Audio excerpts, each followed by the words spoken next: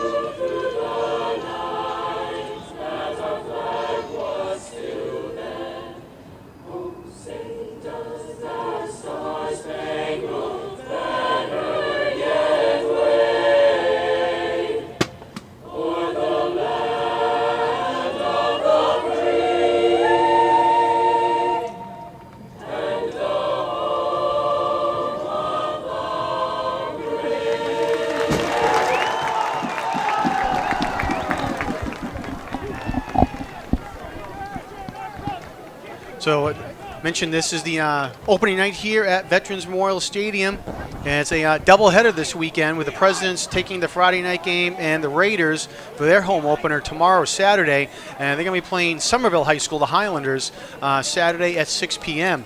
So getting a quick start here at the stadium this year for high school football. And actually, every weekend there's a lot of action going on here at the stadium.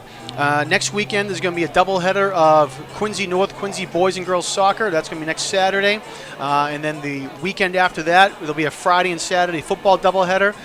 So a lot of action going on here at the stadium. And I encourage you to come on down and take a look at the Presidents and the Raiders for the football and the soccer teams here this season. One thing I'd like to note here, John, as we get ready to kick off, wind is not going to be a factor tonight. It looks like the flag is at a complete standstill. So weather won't be having any adverse effects, hopefully, tonight. All right, fielded by the Presidents at the 25-yard line. Ruben Charles picks up the ground ball, and let's see, he's going to get up to the 35, make it the 36 maybe, before his forward progress is stopped. Nice take back there by Charles. He's someone who's going to feature both ways tonight. Extremely dynamic on the offensive side. I can recall last year as a wide receiver, and he's a pretty steady defensive back as well. Looks like coming out leading the huddle for the Presidents this year is going to be number 3, Andrew Novak, Forward progress, senior quarterback. 37-yard line. It'll be 1st and 10 Presidents. Saw these guys a couple times during the summer sevens down at Braintree High School.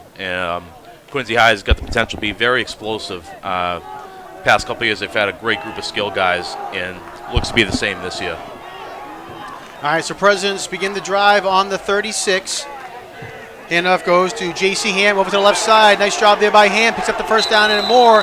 Gets into Bishop's territory up to the Archies 48. There it is right there. J.C. Ham, probably the most athletic player in the field, most explosive. Those that watched Thanksgiving last year can recall that he caught a huge bomb down the right sideline here for a touchdown. He's an absolute threat anytime he touches the ball to score points. Quarterback for the Presidents, number 3, Andrew Novak.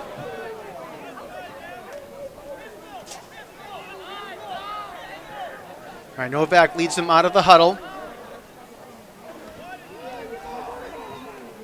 And off over to the right side, Gabe Rodriguez, junior for the Presidents. He's a 3-year starter, started his freshman year, had a lot of action, and was a big impact player for the Presidents his sophomore year as well. He gets up to the 47.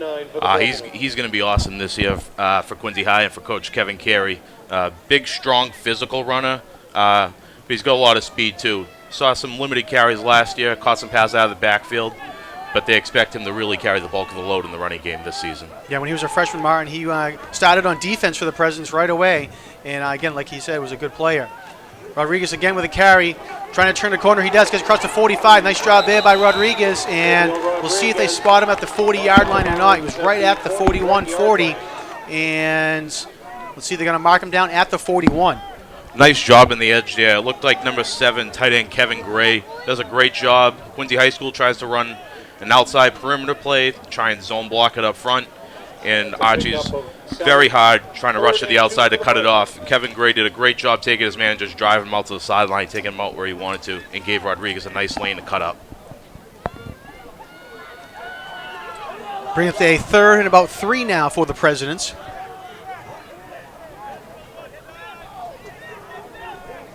Charles goes in motion, play action fake, and keeping it is Novak over to the right side, has the first down and more. Nice job there by quarterback Andrew Novak. He gets up to the 33. That's going to be the different dynamic of the President offense this year. Drew Beretti was more of a pocket passer. Was banged up a little bit last year, so he wasn't as mobile, whereas Novak, he might not quite have the same arm, but he's a little bit quicker with his feet, and he gives the Presidents an extra running dimension.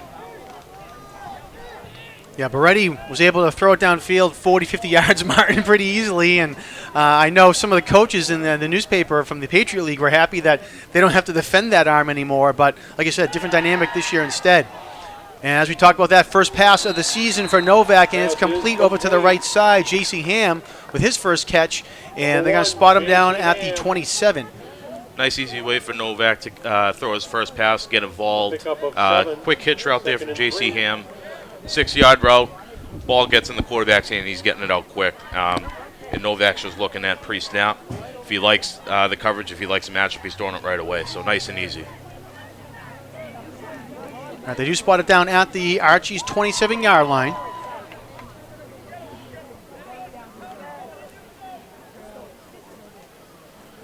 A little movement here, a little shift. 3 men in the slot to the left for the Presidents. Rodriguez on the carry over to the left and gets across. Does a nice job there to split that hole. Gets across the 25 and up to the 21, and that's enough for a first down. Some good pre-snap movement there from the Presidents, trying to see if they can get any numbers advantage, trying to outflank the Archbishop Williams defense, maybe create an extra running lane, get an extra blocker to the play side. From the Archbishop Williams 21-yard line. Quincy with a nice drive here to open up the game, open up the season here, taking time off the clock. Really haven't had any negative plays, and moved along quite nicely here. Got first down.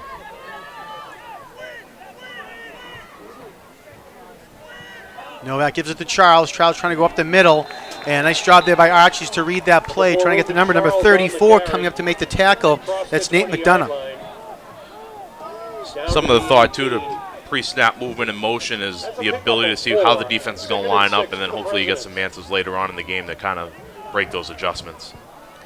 Quincy's looking to go tempo here. Yeah, it was a 3-yard gain there by Charles. Did a nice job to get some positive yardage on that play. Rodriguez over to the left side, cross the 10, trying to stay in bounds, and just does get pushed out of bounds. Actually, no, I'm sorry. They're going to say he stepped out of bounds at the 14-yard line. Great job there by Rodriguez. Almost took it to the house there, tiptoeing with the sideline. It was nice to see the Presidents again moving the ball. They get themselves in a comfortable 3rd and short situation here. Not sure in the kicking situation, but certainly looks like it could be 4-down territory with the way they've been running so far in this series. Rodriguez just did step out of bounds there. Looked like half of his foot went out of bounds. And it looks like Archies has called a timeout, and they have with exactly 7 minutes to go here in the first quarter. Tempo is a nice little adjustment there, nice little change up from Quincy High. If you note, last year on Thanksgiving, the North was able to use some tempo, kind of take the defense off guard, and looks like Quincy High is utilizing a similar tactic here. And it's tough to see when you get film from another team, especially if it's a scrimmage film, kind of the tempo and how everything's going. So if you haven't practiced it, if you're not ready for it, it can certainly cause some problems for the defense.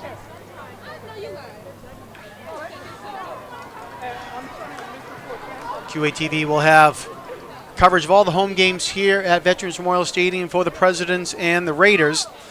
Coverage will be live on QATV Channel 8, also on our new HD channel, Channel 1072. So if you're watching live right now at home, feel free to turn on to 1072 for the HD coverage.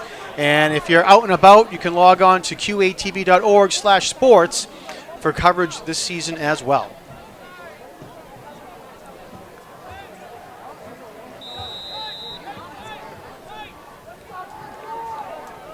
Be interesting to see how the Presidents line up here.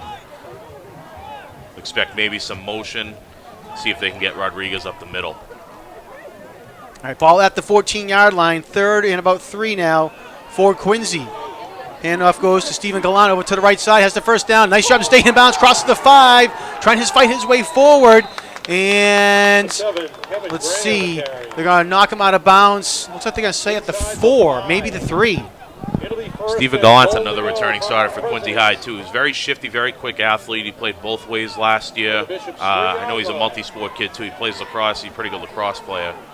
You can see some of the shiftiness there on that perimeter run.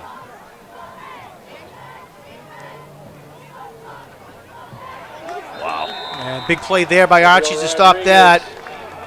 Coming up there, T.T. Russell, number 76, one of the captains for the team. T.T. Russell is one of those guys for Archbishop Williams up front that they're looking to lean on pretty heavily this year. Number 74, Steve Augustin, was also in on that play as well for Archies. Martin, I missed who was running the ball for the Presidents in that last play. I believe that was Rodriguez. Okay. Ball goes back to the 5-yard line, loss of 2 on the play.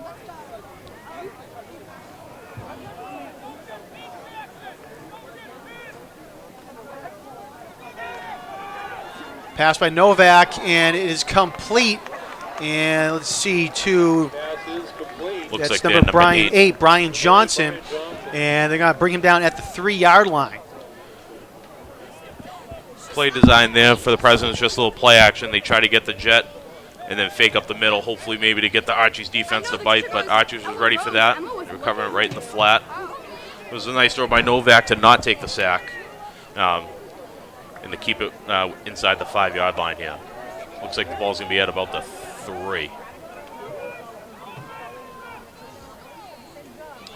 Third and goal. Rodriguez trying to get outside, and does he get in? Yes, touchdown Presidents. Gabe Rodriguez is able to punch it in on the second effort there.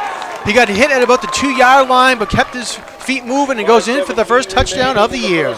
Great drive there by Quincy High School. Ate up a bunch of time off the clock, and you end with 6 points. That's really the big thing as well. Being able to finish those drives, those long drives. I had a saying that you want to finish with 6 and not with 3s. And Quincy High certainly taking it to the end zone is a huge way to start the year, especially when these two teams last year, they battled pretty closely. I'm pretty sure it was like a 1-score game over at Archbishop Williams, and they went back and forth. But you couldn't have scripted a better opening drive to start the season. Extra point attempt goes off the right upright, and it is no good. Helena Middleton, the kicker for the Presidents, the senior, had plenty of distance, just went up off the upright, so it's no good. So at the 5:17 mark of the first quarter, Presidents on top, 6-0. President's offense did a great job in that series too, featuring all the different skill players that they have, keeping it balanced, trying to get everybody a touch. You saw J.C. Ham with a jet sweep play, and then he caught a hitch. Stephen Gallant had a jet run. Gabe Rodriguez featured on a few runs as well. You saw Ruben Charles. He was in motion. He didn't catch a pass yet, but they're moving him around as well. So Quincy High definitely trying to keep the touches balanced, try to keep the defense off balance. And I know one of their questions coming in was up front. They lost a lot of starters from that offensive line, but Coach Kevin Carey and the team really feel confident in the group up front this year. 52, Mason McDonough kicking off. All right, McDonough kicks it away for the Presidents. We field at the 20 by Archbishop Williams. Looked like it was Charlie Connors on the return. Trying to get up off the bottom of the pile and make sure, and it was number 3 Connors. Nice job there on special teams from senior Eric Lamano and sophomore Donovan O'Connell to make that tackle there. I know Charlie Connors is one of the players coach Matt Reginini for Archbishop Williams is looking at this year as a playmaker and really taking that next step forward. I know he started out originally as a quarterback when he was an underclassman, and now he's a pretty talented wide receiver. All right, Archie's comes up. Joe Schwartz, number 4. Junior quarterback for the Bishops. Handoff over to the right side to Nate McDonough. And nice job there. Coming up to make the tackle for the Presidents was J.C. Ham. Great job there by J.C. Ham. Recognized that toss run to the outside, came up, was able to get a nice solid wrap. No yards after contact, limited the carry there to about 4 yards. 2nd and 6 for the Bishops. The Archies you'll look at is very similar to North in years past in the way that they run their offense. They're very smash mouth. They want to try and grind it out physical you. So you see, you're going to get a 2 tight end look, I formation.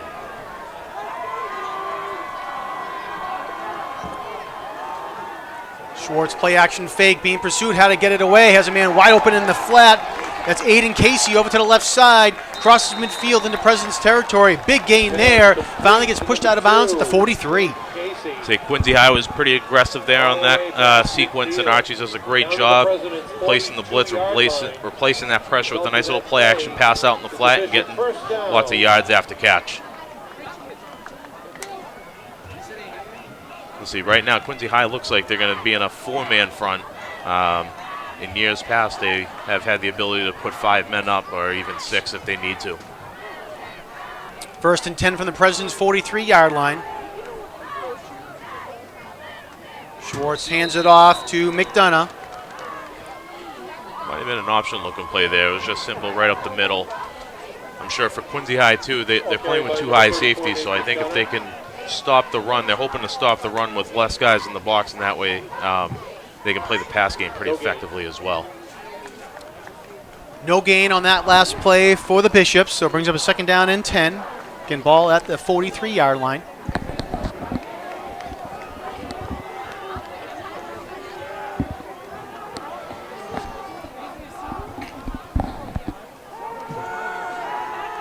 Schwartz looking to pass, and it is incomplete. Flag thrown on the play. He was looking for Nate McDonough, and it looks like it's going to be a pass interference penalty called on Mason McDonough. Yeah, tough call there. It was a bang-bang play. The Presidents did a pretty good job reading that and seeing that play out. Looks like the Archie's quarterback, Joe Schwartz, he's got some legs on him too, similar to Novak for Quincy High, so he might feature keeping the ball outside as well. I know from reading the ledger, Coach Matt Regginini and the captains for Archbishop Williams, Charlie Connors, Lorenzo Jackson, a couple of the captains for Archies are really high on Schwartz with his work ethic in the offseason and how much he improved. All right, listen to the call here. There's no foul for pass interference on the play. All right, no foul. Coach Regginini for the Archies is asking for an explanation as to what happened there. But you could see the officials, Martin, when they were talking for a little bit there, and I'm not sure if they were saying that it was uncatchable or if just it was a clean play. I thought in real time it looked pretty clean. I think McDonough was there right when the ball was caught. I know that the NFHS has changed up some of their verbiage for intentional grounding this year, so if you're outside the pocket in that event, you'd be able to throw it away, whereas in years past, you would not be able to.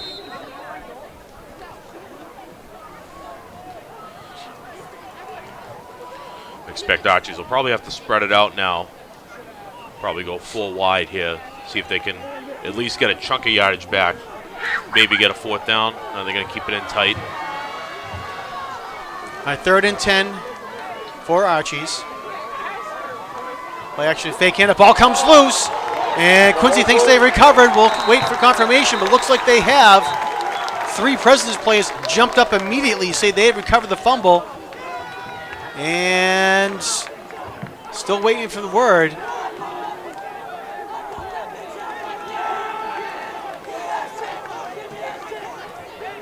Well, the Quincy offense is coming onto the field. We're still waiting on that signal. I haven't seen. Oh, there we go. Finally, 1st down Presidents on the recovery.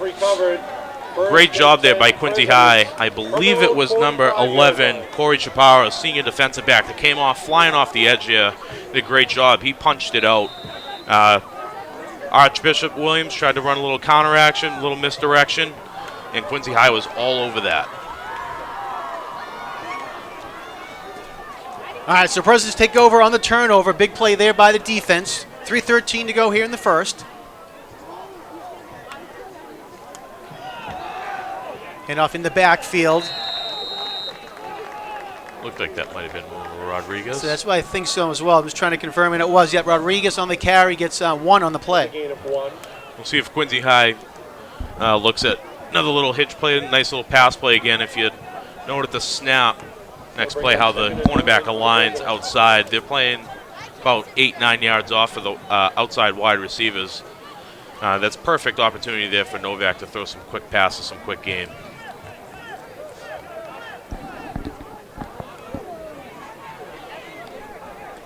If you see up top there, Ham's got about 7-8 yards of cushion to be able to throw out there if they wanted to.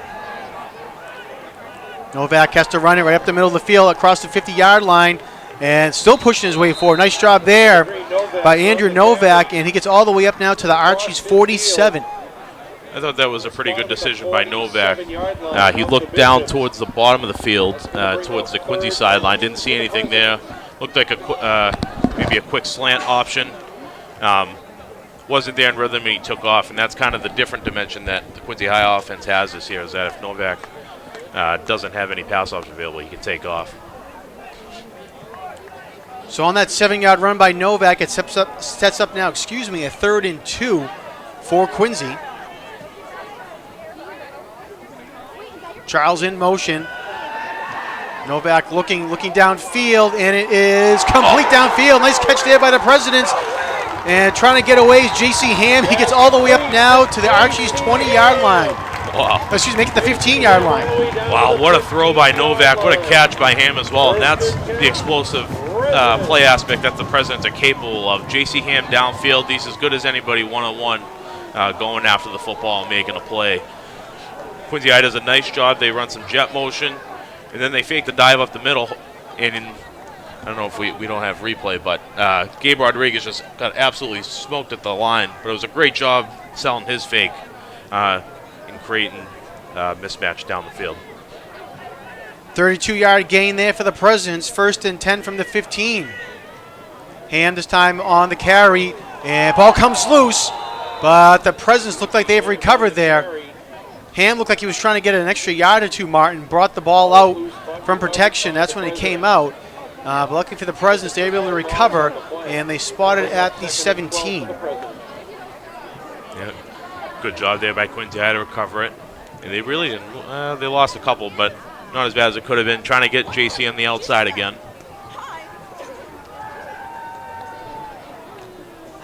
All right, under a minute to go now here in the first quarter. Presidents taking their time up to the line. Maybe last play of the quarter here for them. We'll see. Novak looking to the left, has to keep it himself. And he's going to get up to the 13-yard line where he's brought down. Not sure. That might have been a design run. The clock is stopped. Nope, now it's running again. There we go. I know the Presidents are signaling they might be trying to get a playoff here before the clock runs out.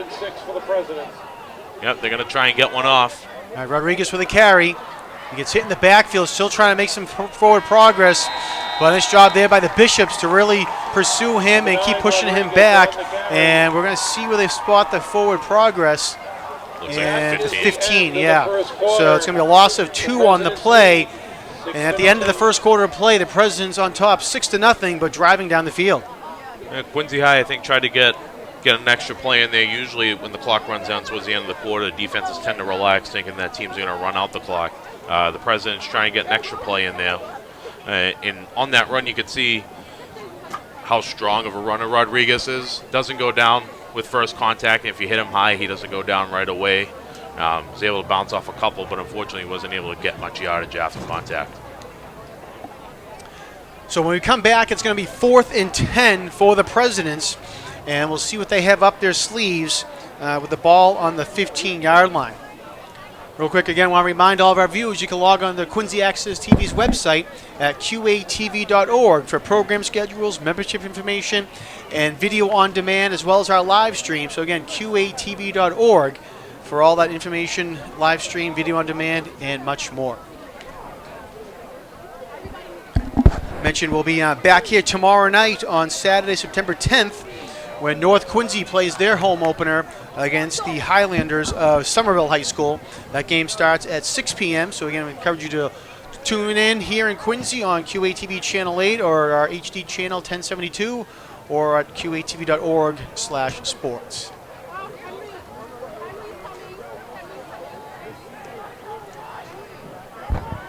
See, the Presidents have made a little personnel adjustment here, going 4 wide receivers. They got Brian Johnson back in the game. And it looks like Archie's going to take that time. They saw that too, Martin. They didn't like that for whatever reason right off the bat, so they called timeout before the quarter begins. That's their second timeout of the half. That's a tough timeout to take, especially coming out of the quarter change, having to take another one. And now with the newer rules, they've been in effect for a few years now. In years past, you used to have 5 timeouts, so you could use them up in the first half and not worry too much. But better to use one and make sure you have the right adjustment, or the right people on the field, rather than have a broken play and could end up being a touchdown. This is a pivotal play for Archie's too, 4th and 10. It'd be big for them if they can get a stop. I'll say, like you said, Martin, the ball at the 15-yard line, a 4th down. They don't want to give up a touchdown here and go down by at least 12, maybe more.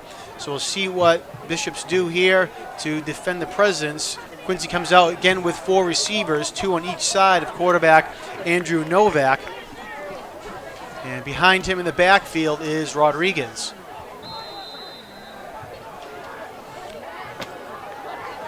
Got Ham on the bottom of the screen, short side. Novak will looking to pass. Pocket breaks down, and he throws it into the back of the end zone, and it is, let's see, it was intercepted, I think, out of bounds by Archie. So let's go down as an incomplete and a turnover on downs. Good throw there by Novak, just to kind of throw it up there, see if something can happen. I mean, worst case, if it gets picked, it's going back to the 20. The incompletion probably ends up working out better for them because the ball's backed up at the 15. Presidents tried to motion away from J.C. Ham there. Hopefully they were going to get a one-on-one look maybe, but there was a safety over the top, so I think that kind of made the window tight for Novak to have to throw into. Look, it was Charlie Connors, the defensive back for Archies, that came up and made the defensive stop. So again, the Bishops will take over on their own 15-yard line at the beginning of the second quarter here. Archbishop Williams would be excited to get that stop there, especially the first couple drives. The Presidents have been able to move the ball pretty steadily, and it looks like Archie's is calling another timeout. And Coach Reginini not happy with his team as they come over to the sideline. And as we were just talking about, Martin, only 3 timeouts per half, and that was their third for the first half here, so they are out for the rest of this half. And I think they're a pretty young team as well. You can tell that's kind of a sign of that there. Kind of slow getting out of the huddle, getting lined up. I don't know if the play clock might have been running down. I didn't see if the back judge had signaled anything there. With 11:49 left in the second half, it's a tough spot to be in without any timeouts.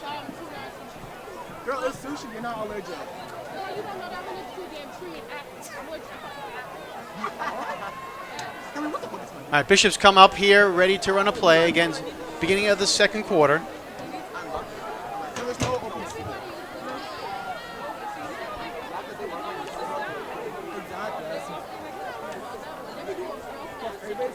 She's just waiting for the referee to blow the whistle. Ball is set and they're ready to go. Led by quarterback Joe Schwartz. Schwartz, lefty quarterback, has to roll out of pocket, has his space, he's going to run it instead, and he slides down at the 18-yard line, making the 19-yard line. A little rollout design there from Archie's. Quincy High did a pretty good job defensively, lined up in man coverage. They had number 8 Brian Johnson playing free safety as well over the top to help defend against any deep passes, having to force Schwartz to run the ball.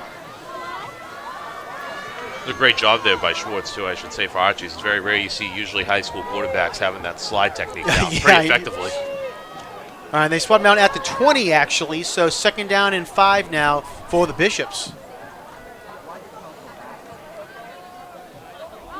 Handoff up the middle for Archie's. Number 34, Nate McDonough. Looks like it was Nate McDonough on the carry. To the 21. Fullback dive there. President's doing a nice job up front. They've really stuffed any of the inside running game, forcing Archie's to have to either try and throw the ball or try and get outside. Pickup of only 1 on the play there for the Bishops. Bring up now a 3rd and 4.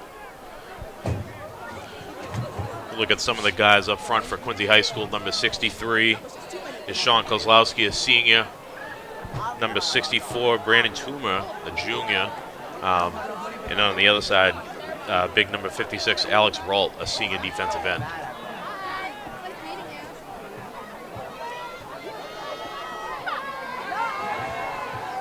And Schwartz rolling out, looking, points downfield, has a man open downfield, and just overthrew him. Charlie Connors did a nice job there of beating his man, and Schwartz, you can see him point to say go downfield, and that's exactly what happened, and just could not connect.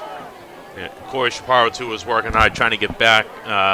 Looked like he might not have been ready for that receiver to go deep, but pretty good effort there to try and get back, get in phase, and make a play on the football. It's a great stop there by the Presidents, though, to be able to force a 3 and out and a punt, and hopefully they should get some pretty promising field position. J.C. Ham stands at the 50-yard line to receive the punt for the Presidents. And to kick it away, it looks like it is number 11, Jack Paula. Number 11, Jack Paula, back to punt for the Bishops. Keep to receive for the Presidents. Paula stands on his own 10-yard line to kick it. See if he kicks it away from Ham. And kicks it right at Ham. Ham takes it at the 47, but nice defense there by the Bishops to bring him down right away. 3 men were downfield pretty quickly, and then the rest of the cavalry got there to help out as well. And the Presidents will start at the 47. Nice job by Ham there to secure the kick. A lot of times under the lights, first game, adrenaline's pumping. Sometimes you're not able to judge the ball accurately. Sometimes you let the ball bounce. He did a great job catching it, standing still, and then being able to try and make play after contact. But Archie did a pretty nice job wrapping him up there. 9:59 left to go here in the second quarter. Presidents will start 1st and 10 from the Bishops 47.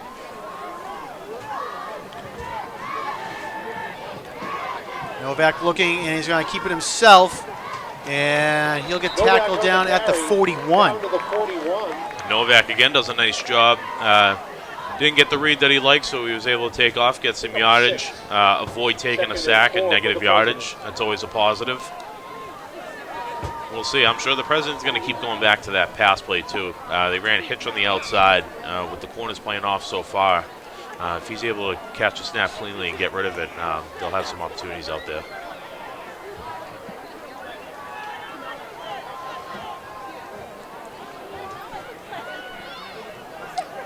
Six-yard gain on that run by Novak. 2nd down and 4. Trying to run it out, and he cannot. It was a low snap, but taking advantage of that was Jack Joyce, junior tackle for the Archies. Bishops came right up and brought him down for a big loss. Might have been a missed assignment there, Coach Kevin Carey. Not happy. Quincy High tried to put a bunch set down towards their sideline, hoping the defense would kind of align towards that and try and get Novak out in open space. Unable to do so, though. It's going to bring up about a 3rd and 10 here. Yeah, they go back to the original line of scrimmage.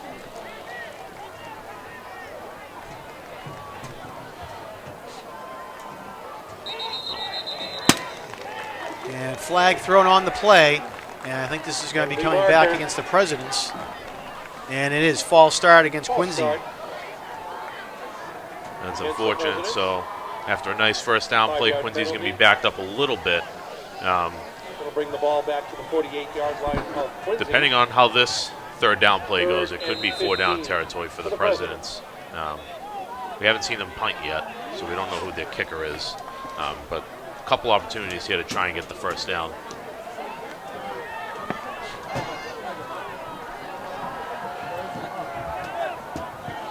Could see a running play here. We've got Kevin Gray in the game, down in the slot on the bottom, number 7.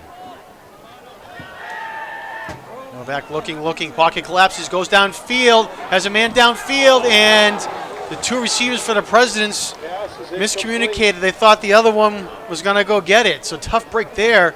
Looked like it was Ham and Charles down the field for the Presidents, and just tough break. Yeah, a little miscommunication. It was a good ball by Novak. Again, he does a great job with his feet to kind of free himself to be able to get his feet set, give his receivers an opportunity downfield to catch the football. Unfortunately, they just weren't able to connect. And hopefully here, Quincy High will be able to pin Archies again down inside their own half, inside the 20, maybe inside the 15 again. Quincy defense has done a pretty good job against Archbishop Williams offense in terms of not allowing them to really move the ball. You could say they've won the field position battle so far.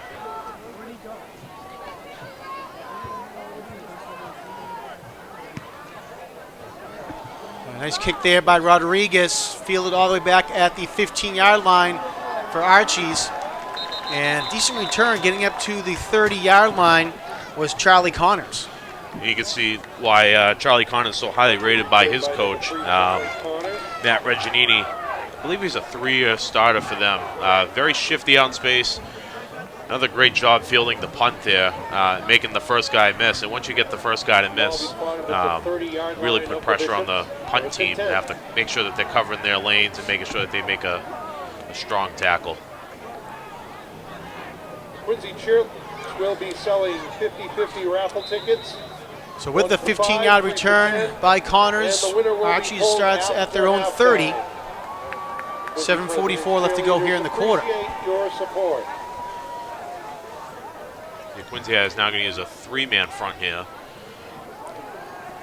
Schwartz. Oh, nice job by Rodriguez there. Yeah, he came up and I believe it was McDonough on the run, and he just came up and blew him up for maybe a gain of 1.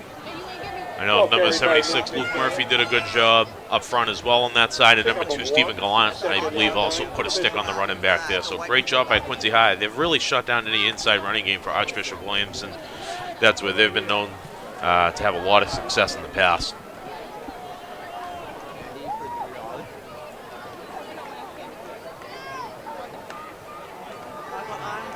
Schwartz from the shotgun.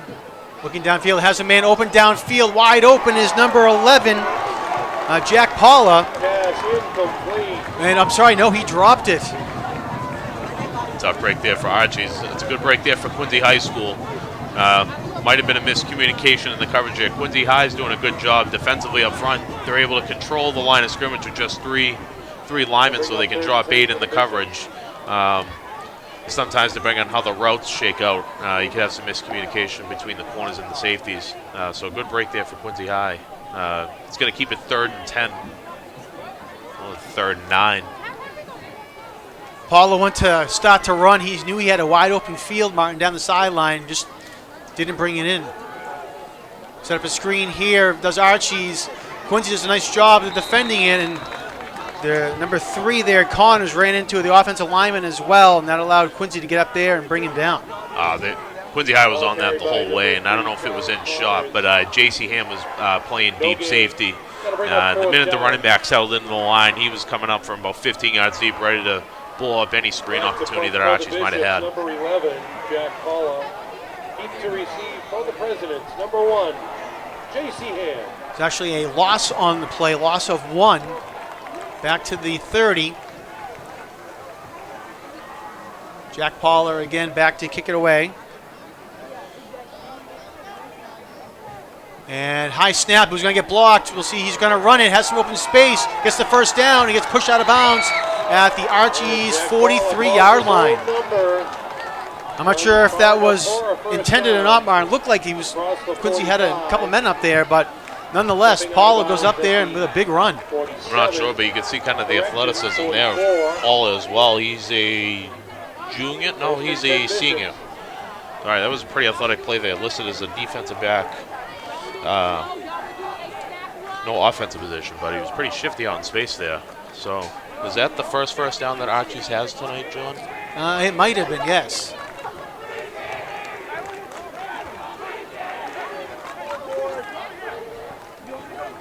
Yeah, I believe it was. So up to the 44. McDonough on the carry. Over to the right side. Flag thrown on the play. And I believe this is going to be coming back against Archie's. Yep, that might be a hold coming back. Should add 2 for Archie's. They're missing their star player, number 24, Marcus Thurston. We saw him out in the coin toss, but unfortunately he was in street clothes. But Matt Regginini talked about holding Ledger. Offense, 10 yards from the spot of the foul. First down. Yep, so that's coming back. But, to go back, Marcus Thurston is someone that's that Coach Regginini really loves. He took control in the offseason in terms of getting guys into the weight room, bringing the team together, leading by example. And he referenced that despite being injured in the preseason and leading up into the season right now, he's still active with the team in terms of leading stretch and making sure that they're where they need to be. That's a huge loss for them. He was primed to be their number 1 running back. He was a starter last year as well, and he had a big season for them. All right, so with the holding penalty, ball goes all the way back to the 34-yard line. 1st and 20 now for the Bishops. Schwartz again looking outside. Does a nice move over to the right side, and he'll go out of bounds at the, let's see, I think it was the original line of scrimmage, maybe an extra yard. We'll see if they mark him out. And it's going to be the 44, so 10-yard gain. Quincy High is doing a good job getting pressure on the quarterback. The quarterback's doing a good job getting outside the pocket. Schwartz in terms of making plays happen with his feet, similar to what Novak is doing for Quincy High School. The guys up front, Luke Murphy, Alex Ralt, and Brandon Trumer, I believe, are the main guys up front. And then Gabe Rodriguez at a linebacker spot. Kevin Gray's playing linebacker as well. He's doing a solid job on the inside. And number 52, Mason McDonough.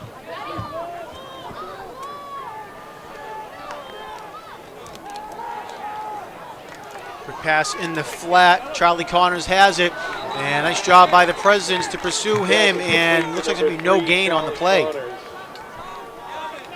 Number 28, Alex Martinez, he did a pretty good job. He read that.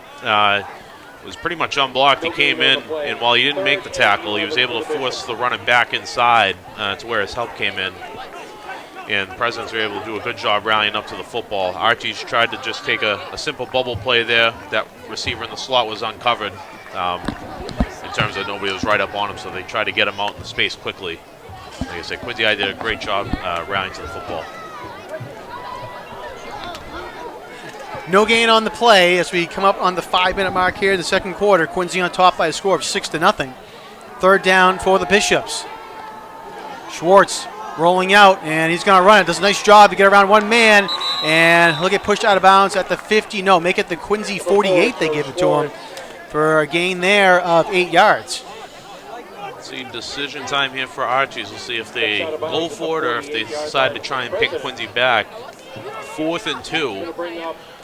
Middle of the field, too. This is a prime situation where if the offense comes out, or even the punt team, an opportunity to use a hard count, maybe go on 2, see if you can get the free yardage.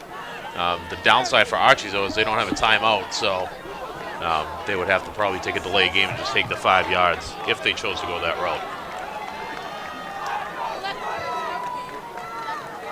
They're going to go offense here. 4 receivers set. Paula goes in motion. Schwartz, quick pass to Paula, complete for the first down.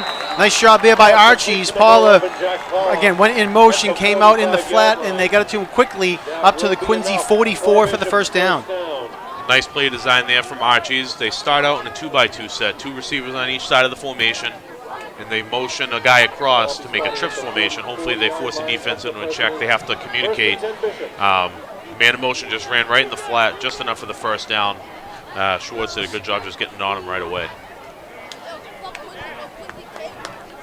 J.C. Ham comes off the field limping.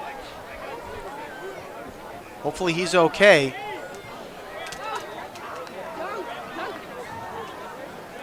Schwartz looking, being pursued. Rolling out to his left. And gets away from Rodriguez, crosses the 40-yard line. And another nice gain there by Joe Schwartz. And they're going to mark him down at the, let's see, the 36.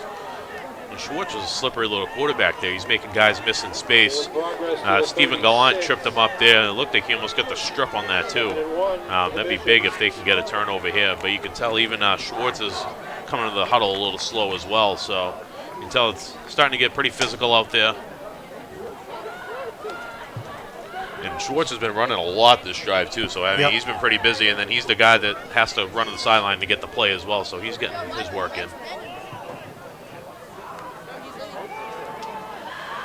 Schwartz pass is incomplete. Was looking for Charlie Connors, but he was being pressured and almost a throwaway there. The clock stops at 3:28. It was the place there for him to miss. Number 4, Ruben Charles, was all over that. He broke pretty quickly onto that, so I think even if it was an accurate throw, Charles would have been there to break it up pretty effectively. 3rd and short here. We'll see what Archie's is able to do. They've been spreading it out a lot in this series. Traditionally, Archie's usually uses 1 or 2 tight ends, but they've been trying to spread the Presidents out to try and get on the edge a little bit.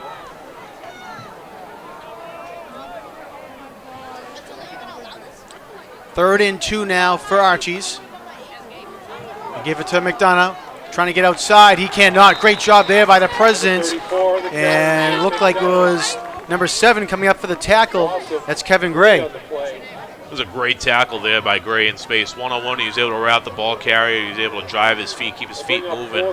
They might have even lost a yard or 2 on that play there. Yeah, they mark it back at the 38-yard line. So it was a loss of 2 on the play. Gray is just a junior as well. He's making an impact on both sides. He's been getting a lot of snaps on offense as well. Blocking pretty well for the Presidents on that side. All right, 4th and 4 now for Archie's. Ball at the Quincy 38-yard line. Schwartz rolling out, passes, and it is complete to Paula. Nice catch there by Paula at the 28-yard line. Number 11, Jack Paula. It was a nice job there by Schwartz to make that read there. Archie's ran the same play that they ran earlier in the drive to get the first down. They motioned slot across, trying to hit him in the flat, and they're just trying to put that defender on the outside in conflict. So that time they jumped the flat, and they were able to hit behind him on a little deeper out route.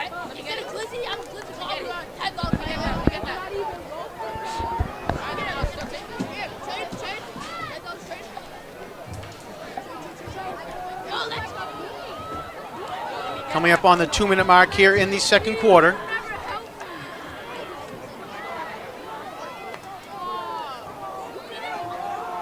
A nice job by Quincy there. Ball carried by number 5, Shane Wright. Stephen Gallant and Kevin Gray were all over that run play. Stuffed it right in the backfield. Shane Wright, number 5, gets the carry, and they're going to say it's a loss of 2 on the play, back to the 30. That'll bring up 2nd and 12. Yeah, Quincy's doing a great job with any of the traditional running stuff that Archie's likes to run. Really taking him out of the game, really forcing Schwartz to have to throw the ball, move around to the outside, see if he can make plays with his feet.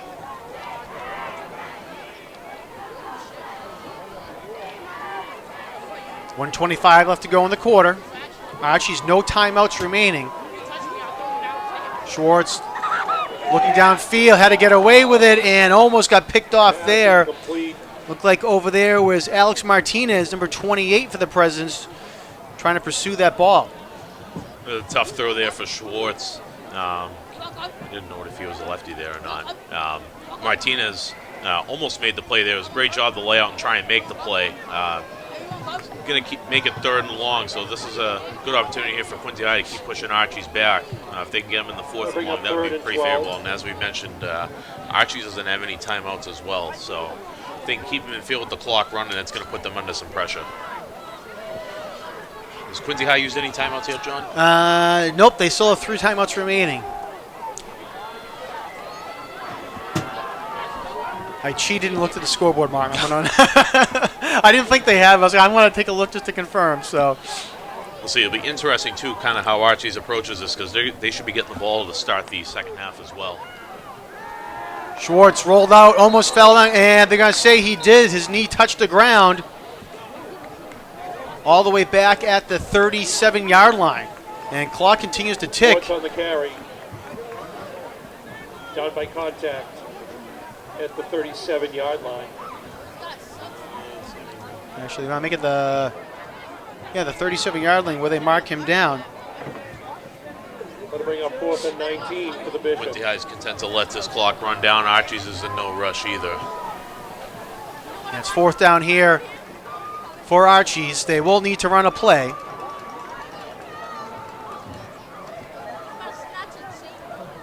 Back judge has not indicated yet the 40. Oh, now he just put his arm up to say 10 seconds left. Schwartz looking. And pass is incomplete. Goes through the hands of his intended receiver. And that was number 8, Lorenzo Jackson. Great job in coverage there by Mason McDonough as well.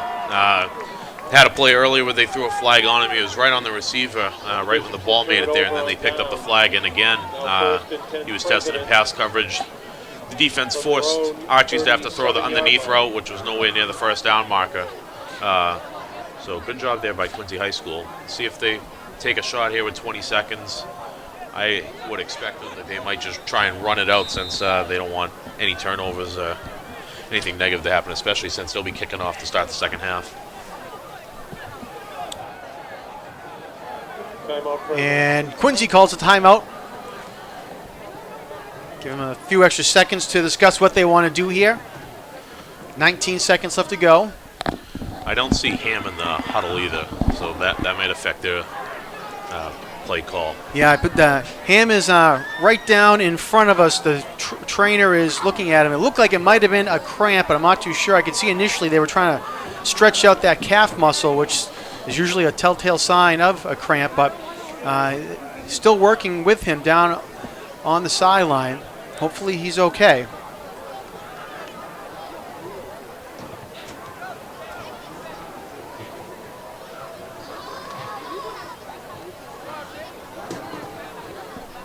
All right, Presidents come out.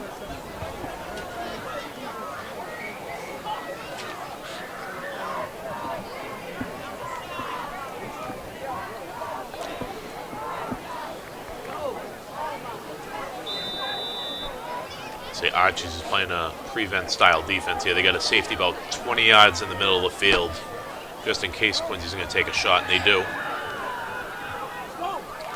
Pass from Novak is complete.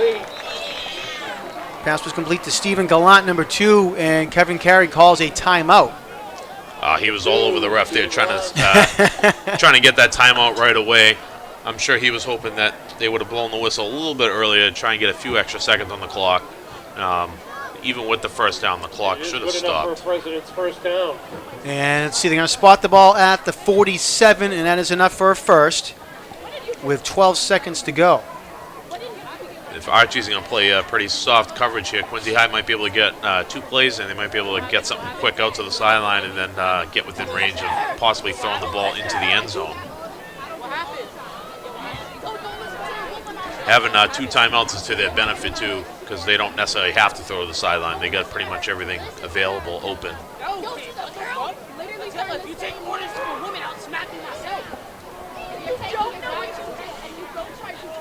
Line up in the same formation again. They're going to go 2 receivers to each side.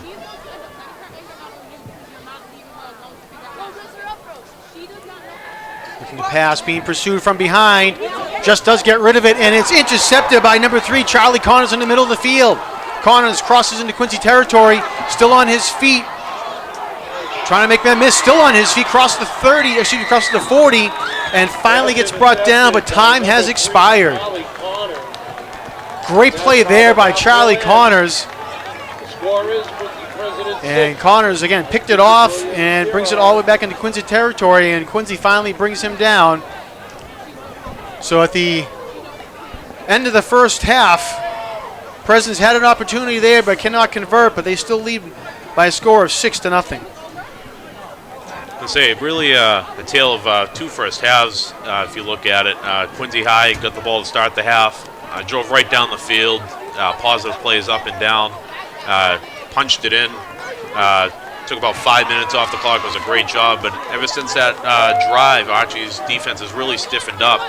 And then the Quincy High defense has played well for a good chunk of the first half, but I'm sure they're going to be discussing in the locker room ways to try and contain the quarterback and try and clean up some of their stuff on the back end. All right, well, with that, Martin, we're going to take a timeout here at Veterans Memorial Stadium. Again, the Quincy Presidents 6, the Archbishop Williams Bishop 0. We'll be back in just a moment with more coverage here from QATV Sports. Please stay tuned.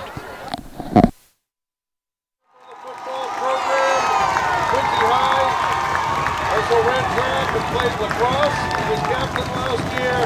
Welcome home, Will, and thank you for your service to our country. Welcome back, everyone, to Veterans Memorial Stadium. Semper Fi. And you can see in the middle of your screen there, Will Plouffe, a Quincy High graduate from 2022, and just graduated from boot camp in Parris Island from the United States Marine Corps, and just led the Presidents out of the tunnel. So nice job there by the Presidents to honor Will Plouffe there as he is back home for a short break before he heads out to serve our country. Thank you, Will, and again, nice job there by the Presidents to honor him. That's the stuff you love to see. You can tell he's a well-liked kid, too. You know, between the players and the coach, everybody's been going up to him and talking to him and giving him hugs and all that. That's just awesome. From everything I've heard, he's a great kid. He was a super talented athlete at Quincy High, and good to see him moving on and doing great things. All right, underway here at the stadium for the second half. Presidents kicked off, and nice defense there by the Presidents to defend the kick and to bring down Jack Paula, the return man for Archie's, and let's see, they're going to spot him down at the 27-yard line. Another great tackle there on special teams for number 22, Eric Lamano, senior running back linebacker. He's made a couple great plays on special teams, tackles in space, wrapping up, being able to bring down the ball carrier. That's huge. Be interesting to see some of the adjustments both teams make here in the second half. Archie's tried to establish the run early on. It looks like they're going to try and establish it again. And Quincy High did a great job in the first half being able to stuff anything up the middle. All right, quarterback Joe Schwartz hands it off to number 34, Nate McDonough. And a gain of maybe 1 on the play, and it is. I didn't see who else was in there. I saw Gabe Rodriguez end up being one of the last guys off the pile there. Archbishop Williams tried to run a power play over towards the Quincy sideline. They tried to pull a lineman along with the fullback trying to kick out. Quincy High got some pretty good penetration and lots of traffic in the backfield, caused the runner to hit his blockers, and he wasn't able to get any yards on that play. Second down and 9. Connors goes in motion, pitch to the left side to number 6, Jack Finn. And Finn with a nice run there, gets up close to the 35-yard line. They're going to spot him down at the 34. Close to the 35. It was a great shot there right before the snap started. You could tell the left guard was probably going to pull somewhere. He was in his stance. He was back a little bit further than everybody else there. Quincy High might have seen the same thing. The corner on that side, I didn't see who it was. It might have been Corey Chaparro. He came up pretty quickly to try and force it back inside.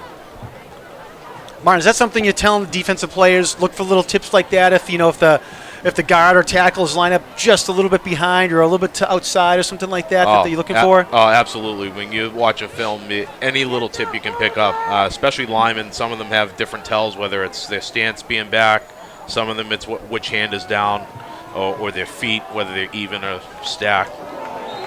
Looked like it was incomplete there. Yeah, Schwartz was looking a pass to Nate McDonough and would have had a first down, but it goes incomplete. Should bring him 4th down. So good job there by the Presidents in the opening drive here of the second half, being able to force Archies into a 3-and-out. They're going to go wholesale change here, get the punt return team on. Number 2, Steve Gallant. It's a good way for Quincy High too to be able to bring on some other players while giving some of their key guys some rest here for at least a snap. Looks like Stephen Gallant is back deep to return the punt.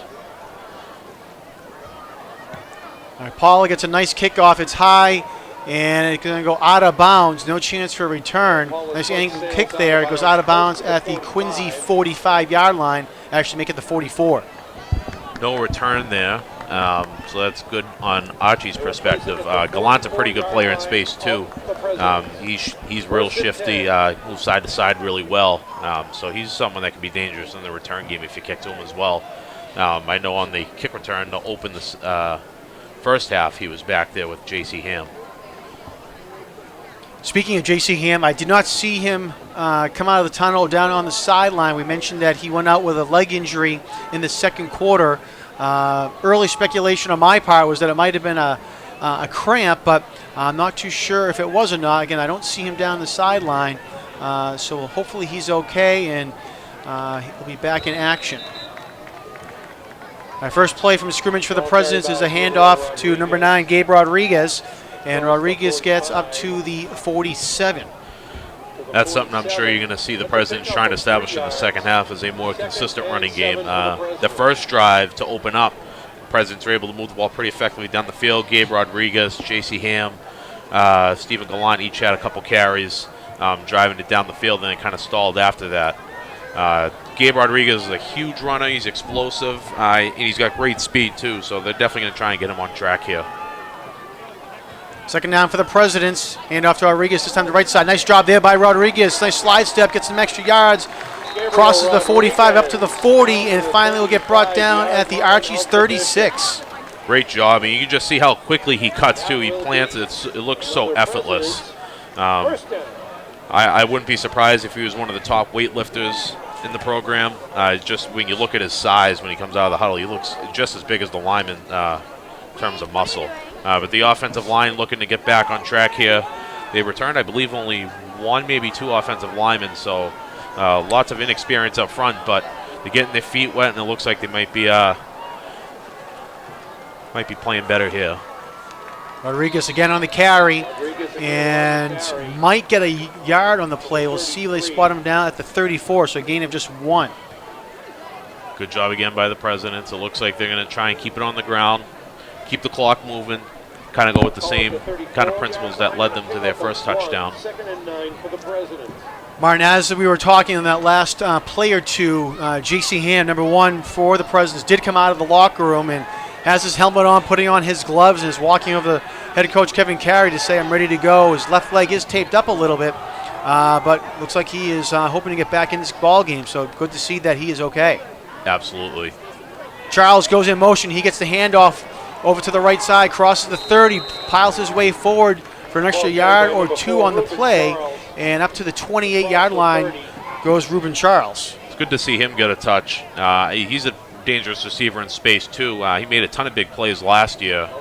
I know they faked it a couple times in the first half, but he can be dynamic in space, and that's where the President's strength really lies. They got a lot of quick guys that if you get them one-on-one out in the open field, that they can make something happen.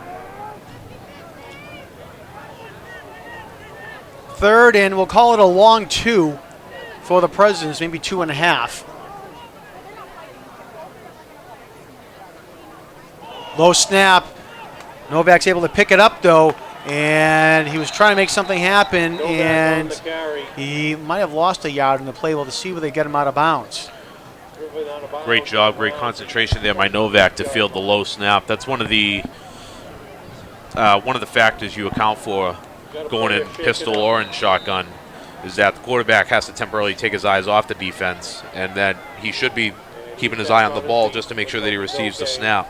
So it was a good job there by him to field that.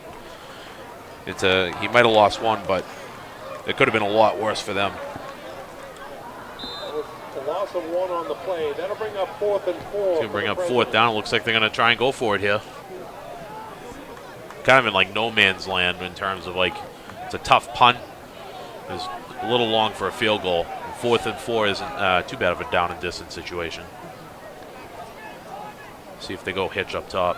6:52 left to go here in the 3rd quarter. Novak looking, nice defense downfield, and he's going to keep it himself, and let's see if he can get the first down in the second effort. Novak. And they're going to say no. They're going to say he stepped out of bounds a yard shy of the first down. Archie's has been, they did a good job at the end of the first half, and I think they did it again on that last play there. They've been starting to blitz Novak a little bit and not letting him get too comfortable in the pocket, in hopes that maybe if they get a blitzer in his face that he has to move around, he's not able to throw in a balanced situation or an on-time situation.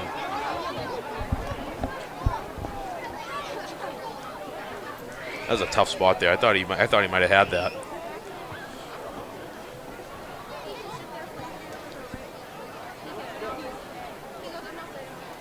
Yeah, it was tough from up here. Looked like he was right at the stick, it looked like, but official right down there in the field says he was a yard shy when he stepped out of bounds. So we'll be turnover on downs, 1st and 10 from the 26 now for the Bishops. Quincy on top by a score of 6-0. They scored on their first drive of the game, and that has been the only points on the scoreboard for either team here this game. Handoff goes to number 34, Nate McDonough, and McDonough will get brought down at the 29-yard line. Great job by Brandon Toomer and Alex Roll up the middle there, defensive tackle, defensive end, to be able to clog up that running lane. Those two, along with Luke Murphy and number 63, Sean Kozlowski, he's been in rotating as well. Those 4 up front on defense, even only being in a 3-down front, have really held well for the Presidents and really stopped any interior running game. Oh. Number 52 for Quincy almost came up and stopped that play before it happened. Mason McDonough, he just ran past the running back. Looked like getting the carry there was Jack Finn, who made him miss. Actually, that was number 9, Luca Natora, who got the carry. That was number 9. He timed that blitz up perfectly, too, and he was right there. He just missed. But the Presidents did a good job rallying the ball as well, limiting that to only 2 or 3 yards. 3rd and 4 for the Bishops. See, in the first half, or towards the end of the first half in the second quarter, Archie started to spread it out a little bit. They went shotgun and try and get the quarterback moving around. Surprised that they haven't gone back to that yet. They're going to see if they can maybe run the ball. in a more traditional look. They got 2 tight ends, and they got 1 receiver split out wide. Pitch to the left side. This time it's Jack Finn on the carry, and he's going to go nowhere fast. Nice job there by the Presidents to bring that man down. And it looked like it was coming up number 52 for Quincy High, Mason McDonough. Also Kevin Gray over there for the Presidents on the stop. Kevin Gray did a great job in the edge. He didn't get too deep, so he didn't give the running back a huge lane to cut back into. And Sean Kozlowski, number 63, he did a good job trailing coming from behind as well. Once the run came back inside, he was able to make a tackle. Deep receive for the Presidents, number 2, Stephen Gallant. Gallant back deep again to receive for Quincy High. See if they kick away from him again. Last punt, they kicked it towards their sideline. They're going to try the same thing again. All right, Jack Paula, he kicked it away. Nice deep kick. Paula is hurt on the play back there. He landed tough on his right leg, and he is definitely in some pain. They're going to spot the ball out of bounds. Let's see where they spot it at the Quincy 40-yard line. That's where the Presidents will take over, and hopefully Paula's okay. But as soon as he kicked that ball, I'm not sure how he landed or what, but he came right down. Yeah, there was no contact. Nobody came in to rush, so hopefully it might be something like you mentioned in the first half. Maybe it might be a cramping issue where when he landed, maybe pulled something or stretched something a little bit. But it's good to see that he didn't get hurt based off of contact. Sometimes with kickers, that's always the danger, where if somebody's trying to block it, you get your foot taken out or your leg taken out from under you.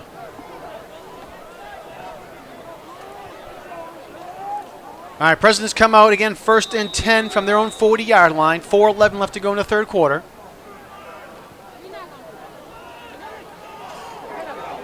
Rodriguez on the carry over to the left side, crosses midfield, and trying to stay in bounds, but gets tiptoed out of bounds at the 40. Let's see where they mark him out, at the 46. Quincy High going to their outside zone play again, a little stretch play to the outside, and number 7, Kevin Gray, does another great job in terms of just driving his defender where he wants to go, and it just gives Rodriguez an opportunity to be able to cut up inside. It's also good for Quincy High as well for Grays, because that he won't get any holding penalties. Sometimes with certain running plays, you're trying to hook guys or you're trying to get in front of them, and then if guys are cutting back, that's where you get a lot of holding calls. Whereas if you're looking at more of a zone type play like that, you just take him where he wants to go and ride him out.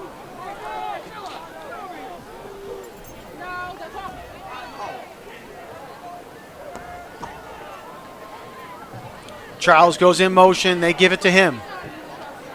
And he gets tripped up at the line of scrimmage by number 3, Charlie Connors. And Ruben Charles is hurt on the play. Nash is a man down for Archie's as well. And they spot the ball at the 42.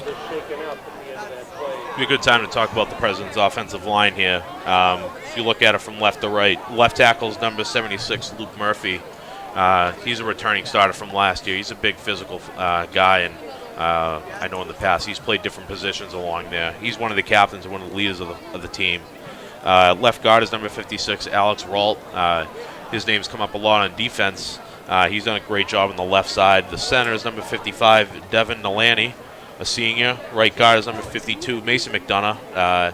He played a lot last year, too, on the offensive line. I believe he was a starter. And then number 72, Sam Swan, is the right tackle, a junior.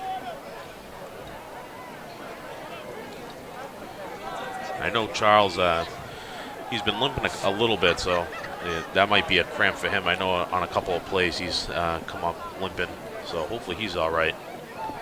I know, like I mentioned earlier, even with the hydration, a lot of, I think, is the adrenaline, too. You're really pumped up for the first game.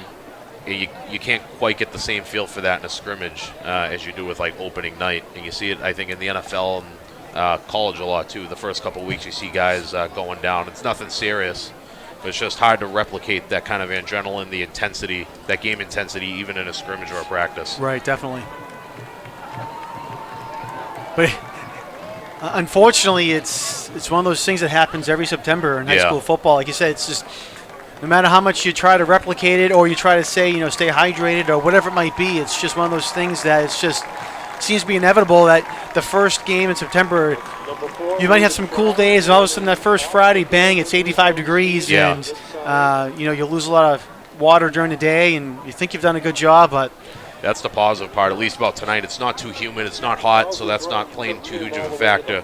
The hydration aspect, too, is more than just like the day of or a couple hours before. Usually your hydration process is starting at least one day out, 24 hours, 48 hours. You're getting hydrated long before the day of the game.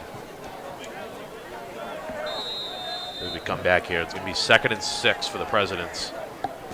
So they try and drive the ball down with under 4 minutes here in the third quarter. quick pass, and it's complete for the Presidents. And let's see, is that Ham back in the ball game? And it is. J.C. Ham makes his presence known right away, and he gets up limping a little bit, but pass goes all the way up to the 25-yard line. Nice little play action play there by the Presidents. Great pass concept up top, too. It looked like they ran a double slant. So if they're seeing a lot of man coverage, a lot of off coverage, you can see Ham was wide open in space there. He could have hit either slant.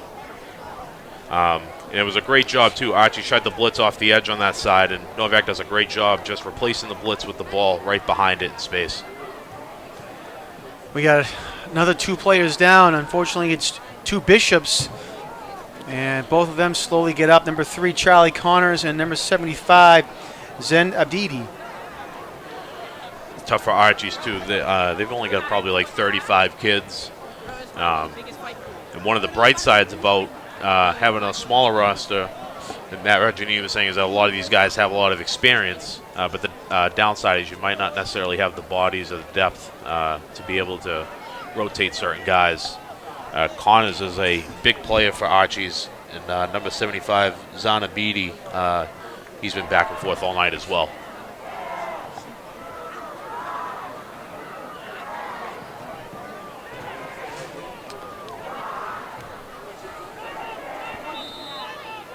And we're going to get a timeout here. Archie's going to take one. So you could hear Reggianini calling timeout, timeout, timeout from our field mic. So 3:37 left to go here in the third quarter. Quincy on top 6-0, and when we come back from the timeout, they'll have a 1st and 10 from the 25-yard line. I think this could serve as a good timeout for Archies, too. Quincy's been driving the ball pretty effectively this drive. They've been moving it at a good 4, 5, 6 yards a chunk. Just trying to stop that momentum, trying to regather, refocus. They might have some adjustments that they're going to make. Ham being back in the game now, too, that's going to force them to make some adjustments. We'll see if they try and maybe play him up a little closer. I'm sure you'll see Archies continue to blitz. They did it at the end of the first half with a lot of success, and they've done it at least in the first couple drives here. They try and bring somebody off the edge, just try and get somebody in Novak's face, try and get him to run outside the pocket. I'm sure for Archies, too, anytime that the ball is not in the hands of J.C. Ham, Ruben Charles, or Stephen Gallant, that is a win for them, or Gabe Rodriguez for that matter, too.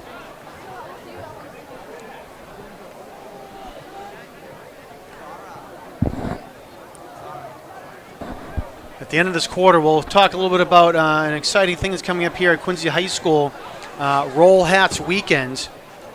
And we'll talk about that. It's coming up on the 23rd and 24th for Quincy High School. But we'll talk a little bit more again about that at the end of this quarter. It's good to see Ruben Charles is back in the game at the bottom of the screen, so it's good to see he's not seriously hurt. Rodriguez over to the left side, and again, he's been tiptoeing that left sideline all night long, and he gets knocked out of bounds at the 20-yard line. Another nice run there by Gabe Rodriguez. Not a bad decision there to run behind left tackle Luke Murphy and number 7 Kevin Gray on that side. They're having a lot of success on the offensive left side there, getting to the outside. And like you said, Rodriguez, he's going to come close at some point. He's going to be able to bust one. It was a good job on the perimeter, too, by number 4 Ruben Charles, downfield blocking the corner. And a couple guys moving there. Penalty marker on the play. That's unfortunate. That's going to back Quincy High up 5 yards. That'll be a 5-yard penalty from the line of scrimmage. That'll bring the ball back. Little miscommunication there, and that's one of the things about having a new quarterback is being able to establish the cadence, get everybody on the same page, being able to change it up. Sometimes you get a lot of new guys in there. It's harder to change the count.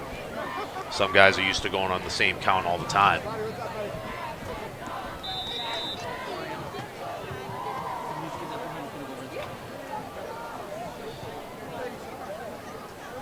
Second down and 10. Rodriguez with a carry, has some space over to the right side, trying to get across the gap there. He does up to the 20-yard line, fights his way forward. Another nice move there by Gabe Rodriguez. Picks up the first down, and they're going to mark him down at the 13-yard line. And they're trying to go hurry up here. You can see Kevin Carey get very animated, trying to get these guys up the line, see if they can put some pressure on Archbishop Williams. They did this on the opening drive and the opening of the game, and they had a lot of success with it. All right, so they get up to the line, and a little miscommunication there. Rodriguez takes the ball over to the right side, crosses in, and goes in for the touchdown. Gabe Rodriguez punches it in for 6 points, and a 12-0 lead for Quincy. Great job there by Rodriguez. Great job up front. Great job. Kevin Gray, he's been all over the place blocking, and he's been at the point of a lot of these outside runs, and he does a great job on the edge, and Rodriguez does the rest. Great job cutting the space, and he just refuses to go down. He does not want to get tackled, and if it's a one-on-one tackle, more often than not, he's not going down. Rodriguez, second touchdown of the night, and Quincy is lining up to go for 2 to try to make it a 14-0 lead.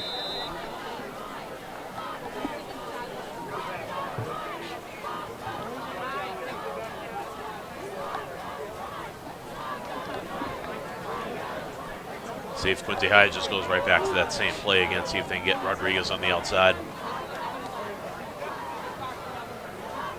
Send Charles in motion. They give it to Rodriguez up. Excuse me, no, fake the handoff. Novak has it still. And he finally gets sacked, brought down.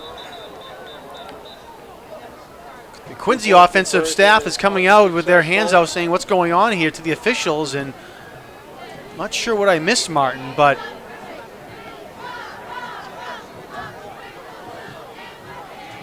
I don't know if maybe they felt they were offsides.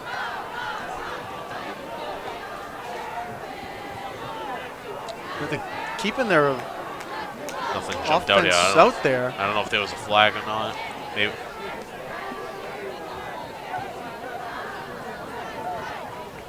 And now the referee's going over to talk to Matt Reginiti. He's not happy either. Yeah, I'm really not too sure what happened there. If I mean,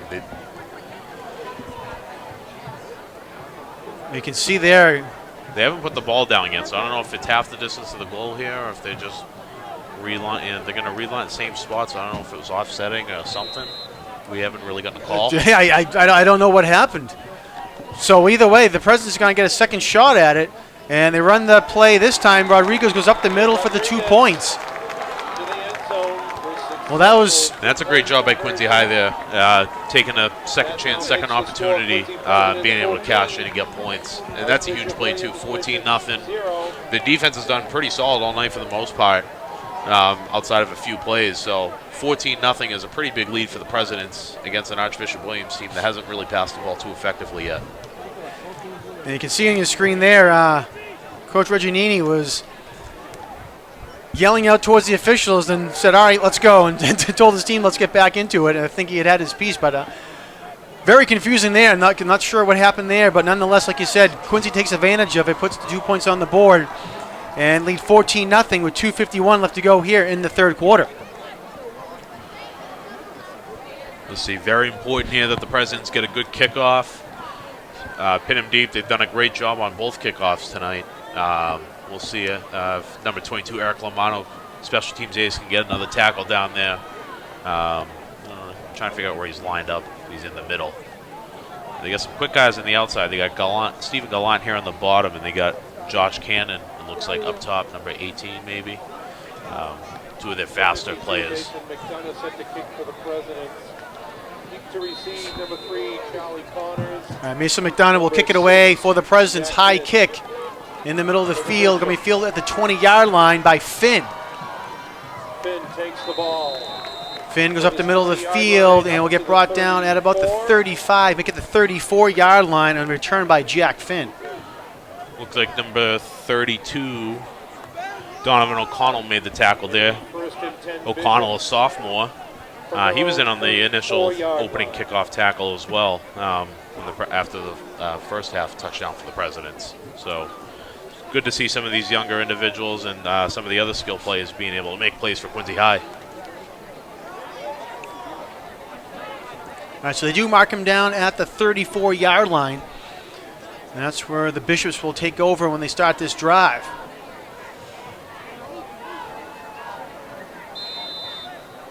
They get their full personnel out in the field. Yeah, Archie's going to be forced to spread out a little bit more now and see if they can make something happen down the field. Quarterback Joe Schwartz, the junior, over to the right side, and it is complete to Lorenzo Jackson. Jackson, nice job there to go down the sideline, and they're going to say he stepped out of bounds at midfield. Nonetheless, big play there and a first down for the Bishops. Nice job there by Jackson. It looks like a good call there by Archbishop Williams. They see if the guy covering the slot, if he's 8, 9, 10 yards off, they just throw him the ball pretty quick. See what they can get upfield, and it's up to the outside receiver to try and block his man one-on-one.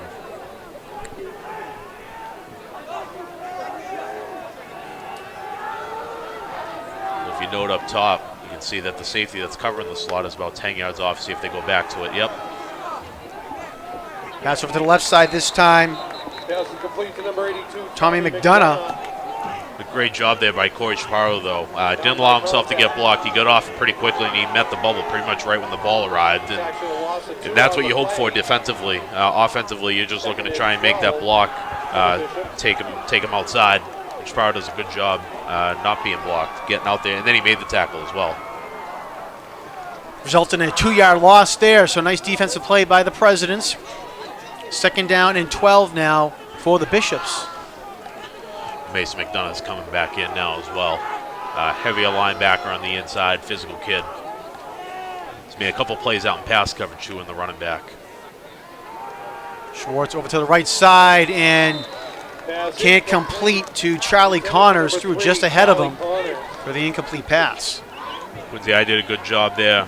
Archbishop Williams tried a little misdirection. They tried the motion towards their sideline, try and get 3 receivers over there again in hopes that Quincy High would overcommit to that side and then throw the screen the other way. Fortunately for Quincy, the pass was just off.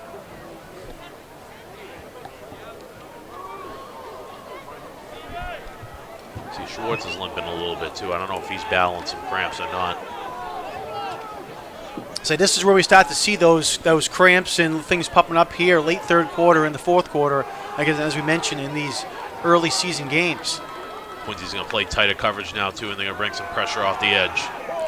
Schwartz rolling, and just throws it out of bounds. Flag thrown on the play, 2 flags thrown on the play, and I'm not sure what the first flag was, but we're going to have a roughing the quarterback call. Roughing the passer, I think.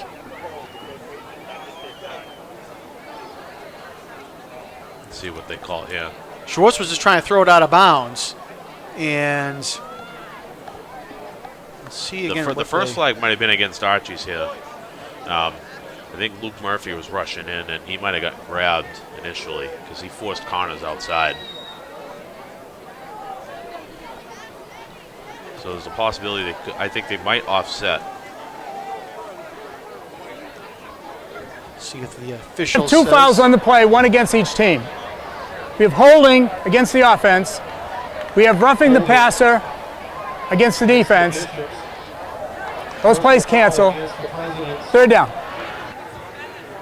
Yeah, Luke Murphy did a great job right off the snap. He beat the tackle right to the inside gap. And, you can see him kind of throw his hand up as he went by. So again, offsetting penalties.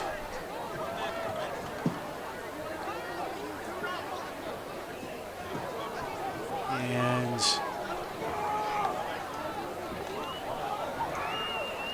I believe it's going to be a replay of the down as well. It should be, yeah. Yep. See, now they're going to line up in trips up top and see if they try and bring somebody across.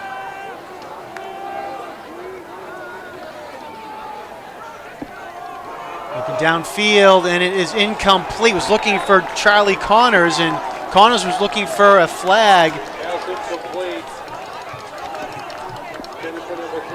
Missed who was in coverage. Yeah, I don't know if that was Eric Lamano, number 22. Yeah, that was Lamano.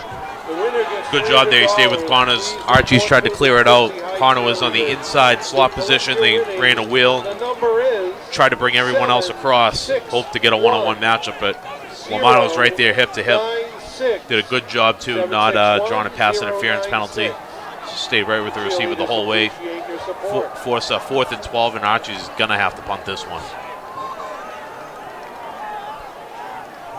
Okay, we've now got 4th and think- 12 for the Bishops. All right, so We might now have it's a different punter, too. That might play into it. Yep. Oh yeah, that's correct. Because on the last punt there, we saw that Jack Paula was injured. I think Quincy's going to get too many men here. Penalty markers on the field.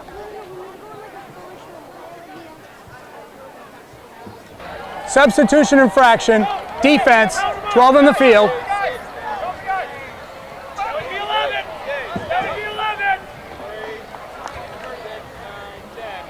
So it was no.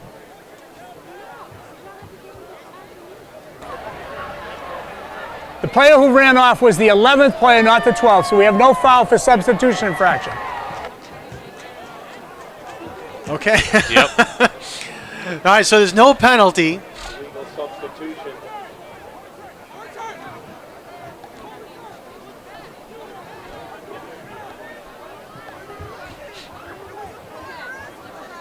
All right, so there's going to be no penalty, but they're still going to have to re-kick.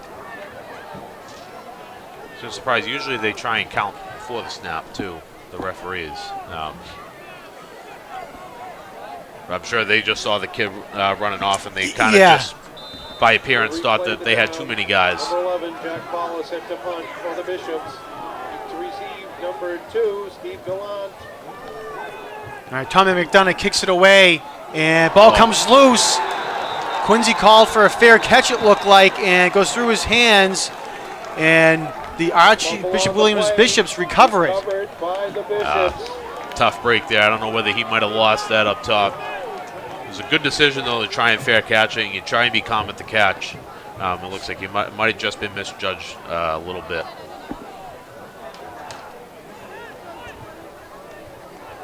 It's a big opportunity here for Archbishop Williams to be able to see if they can put some points on.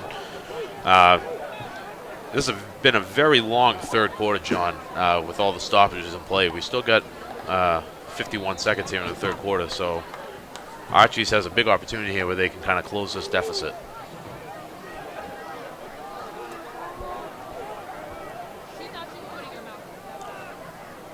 All right, so 51 seconds, like you said. Archie's takes over at the 25-yard line. Schwartz rolling out, and it is, let's see, they're going to say it's incomplete. Was intended for number 9, Luca Natoro, excuse me. Archie's trying to hit a little comeback route there. It's a tough route for any cornerback to take, whether if you're in man-to-man coverage or if you're in zone. The wide receiver does a good job selling the vertical there, but Corey Chaparro on that side was right on top of it.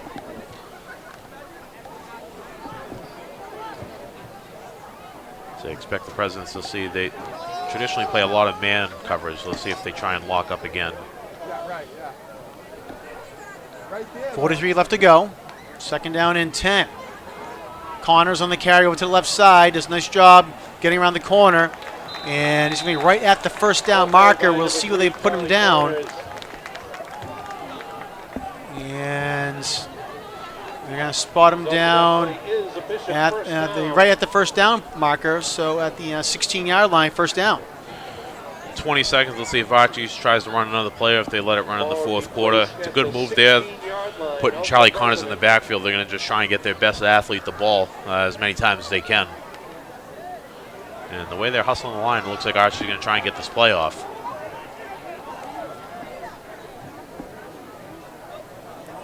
And they cannot. Yeah. And that's the end of the third quarter. Maybe not. The line rushed out pretty quickly there, so they might have been trying to force the play off. I don't know. Quincy had a little trouble getting lined up too, so probably fortunate that the clock ran out. A good job there by the Presidents in the third quarter to be able to punch in another score. Gabe Rodriguez able to get the ground game established for Quincy High School. The lineman up front doing a good job blocking skill guys doing a good job blocking, and I'm sure that's one of the things that they touch upon at the half, was being able to be physical up front, being able to move the ball and control the clock. See if they can stiffen up on defense here as well. All right, so that is the end of the quarter where the Presidents lead Archies by a score of 14-0. I mentioned a little while ago, a couple weekends coming up, Quincy High School is having a Roll Hats weekend. It's kind of an alumni homecoming and big spirit weekend for the Presidents. It's going to kick off on Friday, September 23rd, when the girls volleyball team plays Plymouth South at Quincy High at 5:15. And then the next day, on September 24th, here at the stadium, there's going to be 3 games going on here. At 2 p.m., the girls soccer team will take on Pembroke. At 4 p.m., the boys soccer team will also play Pembroke. And at 7 p.m., the football team will play Westwood. So a lot of things going on here today, and a lot of clubs and teams will have tables here at the stadium as well to promote their club and/or team and get some more promotion and support for everything that's going on here, and welcoming all alumni and students and everyone from the city to just support Quincy High School. So it's kind of a cool thing that's going on. Athletic Director Kevin Mahoney, also Scott Campbell, one of the alumni from the Presidents, for Quincy High School, I should say, kicking off this. So a lot of effort going into it, and hope everyone turns out again on the 23rd and the 24th for Roll Hats weekend. Our back to action here in the fourth quarter. Archies with a 1st and 10 from the 26-yard line, and quarterback for the Bishops, Joe Schwartz, tried to run it, but got nowhere fast. Eric Lamano and Mason McDonough there on the tackle. Did a good job there, keeping the feet moving, keeping the feet driving, ensuring that Schwartz wasn't able to get any more yards. Stopping forward progress as well.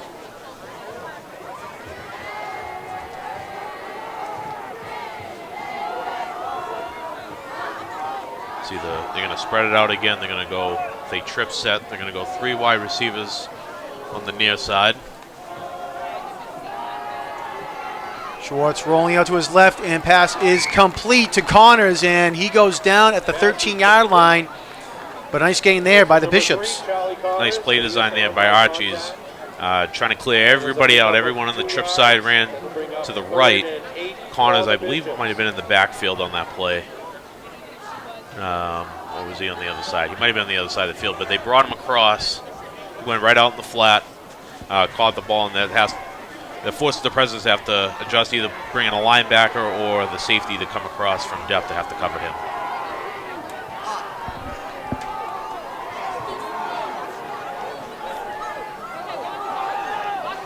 Again, ball at the 13-yard line, 3rd and about 7 for the Bishops.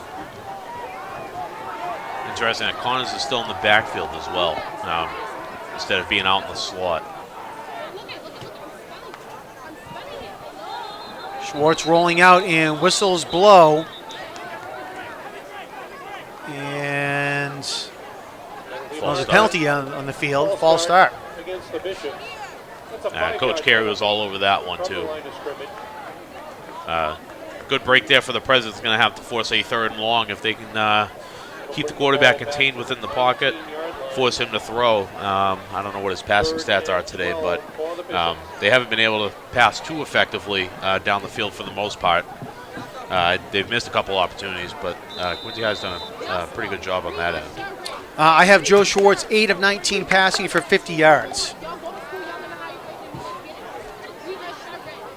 See where Connors lines up too. He's been lining up in the backfield. And he's going to line up back there again. Quincy will have to watch him releasing out.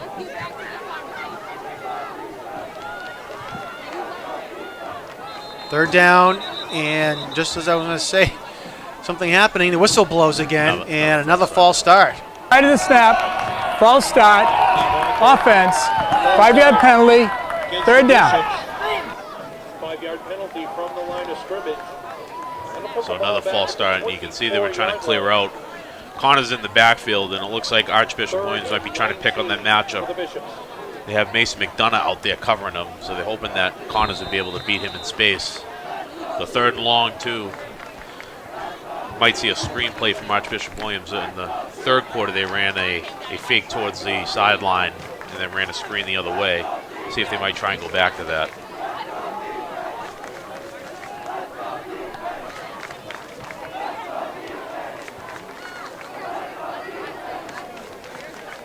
Clock Yeah. continues to tick. Sorry, Martin, go ahead. Yeah, they got that same formation again with 3 receivers in the barn. They might try the wide receiver screen up top, possibly. They're going to push it down the field. Schwartz does a nice job stepping up into the pocket, evades one man, and can't avoid Gabe Rodriguez, and it gets brought down at the 20-yard line. Not a bad play there for Quincy. Just keep him contained. He didn't throw the ball down the field. He only gained a few yards. It's 3rd and a mile. Now it's 4th and a mile. So Archie's going to be forced to push the ball down the field again. And it's 4th down and about 14. They need to get to the 7-yard line. Make it the 6-yard line, excuse me, for a first down. We'll see. Quincy High has been sticking with 3 down linemen up front. I expect them to show the same look, and they're going to try and drop 8 in the coverage and try and have 8 guys cover 4.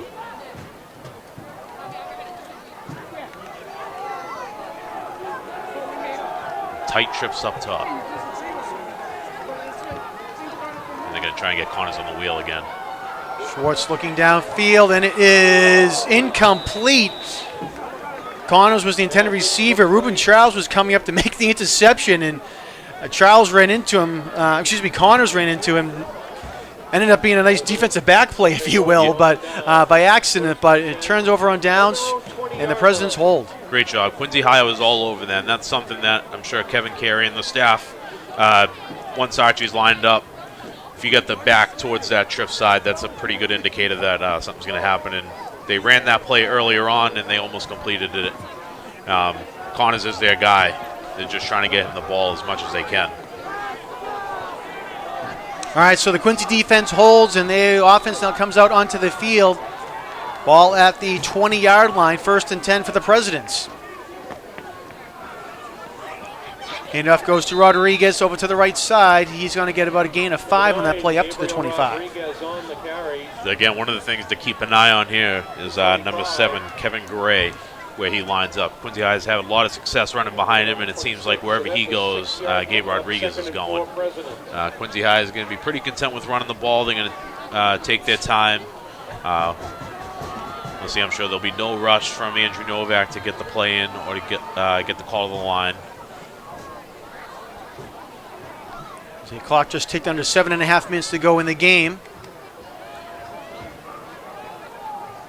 Quincy up by 2 scores, 14-0.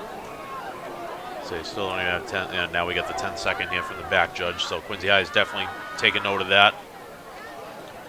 Rodriguez a carry again, right up the middle, crosses the 30 and gets brought down at the 32-yard line, and a first down for the Presidents. Powerful run there by Rodriguez. He put a couple guys on the turf. Looks like another individual might be cramping up here for Archie's.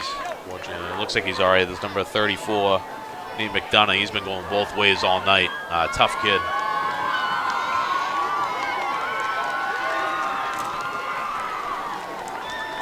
Well, one of those things, we'll see what Quincy High does, and it looks like they might be taking note of that. Is the back judge behind the Archbishop Williams defense, once he puts his hand up, means there's 10 seconds left on the play clock. Since there's no actual play clock running on the field. So usually that's a pretty good indicator. Once the back judge holds his hand up, usually that's when teams will start their offense if they're trying to kill the clock. And then once he puts his arm out to the side, it'll be 5 seconds. So we'll see if Quincy High tries to utilize as much clock as they can here. And they spot the ball at the 31-yard line for the Presidents.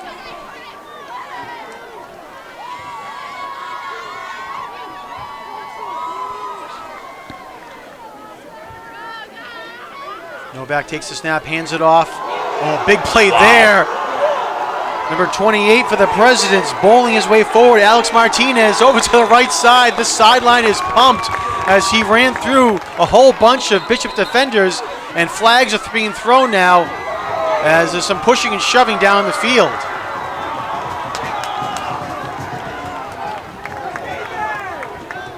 It's unfortunate. It's something you don't like to see. Keeping it positive. What a run there by Alex Martinez. takes the jet play, takes it to the sideline, and like you said, he probably broke 3-4 tackles on that, and he kept his feet moving. He's been in a little bit on both sides of the ball. He's rotated in. But Alex is a pretty athletic kid. I remember last year, I think he was with the JV of the freshman team. He made a couple big plays for them as well. He's somebody that I'm sure as the season goes along, Quincy High is going to be really looking to push into the mold. Another talented and quick skill kid. All right, so I said there are multiple flags on the field.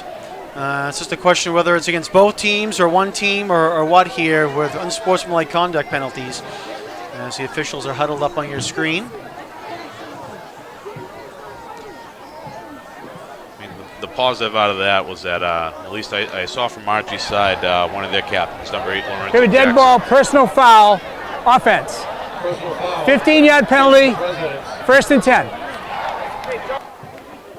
Unfortunate break there, but both sides had a couple of seniors, a couple of older guys in there trying to pull everyone apart, making sure that it didn't escalate any further.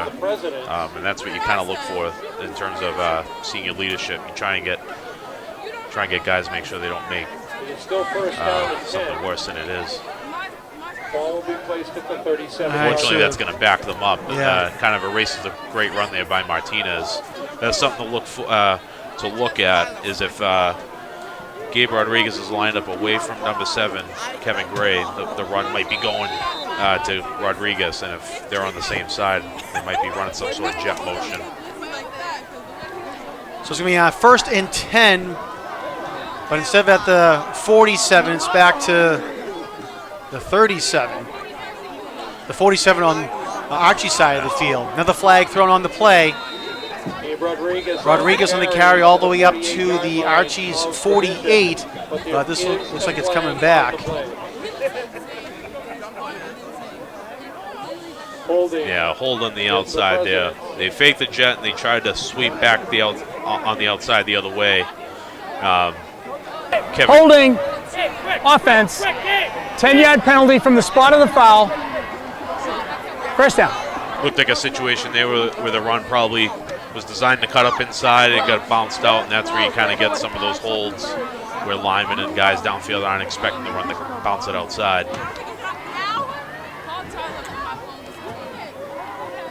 All right, it's from the spot of the foul, so it's going to go all the way back to the 25-yard line. So some big losses here for the Presidents. The one positive, despite all these penalties, John, is if you look at the clock, it's still rolling. So, yeah. you know, you don't like the self-inflicted errors or mistakes, the drive killers, but the clock is still rolling. So that is the one positive aspect for Quincy High. They've probably killed 2 minutes just off of this sequence alone. Andrew Novak taking his time. Seeing the back judge put up the 10-second signal. Hands it off. Rodriguez over to the right side again this time. And it gets brought down from behind. Nice tackle there by the Bishops. And it was number 8 on the tackle, Lorenzo Jackson. And Rodriguez, let's see where they spot the ball at the 35, it looks like. See a little refs trying to break up another little extracurricular activity behind the play. You hate to see that. Great job there by Rodriguez. Great job by the Quincy High offensive line up front. They pulled a couple of individuals in the front, a couple of those linemen. They've had a lot of success on that play. In particular, they got the bunch set. They pull usually a guard, sometimes both guards, be able to help block downfield as well.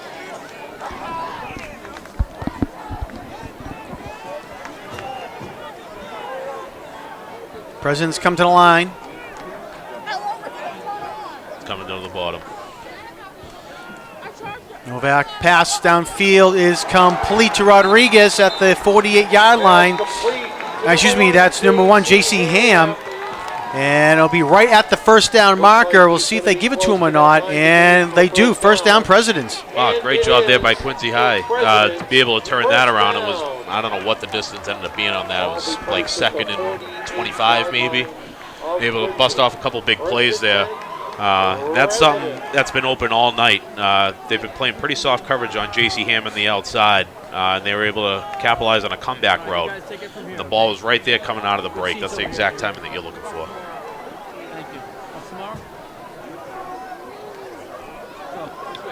See, I'm sure we'll see the Presidents go back to the ground game here. Watch the sweep coming down the bottom.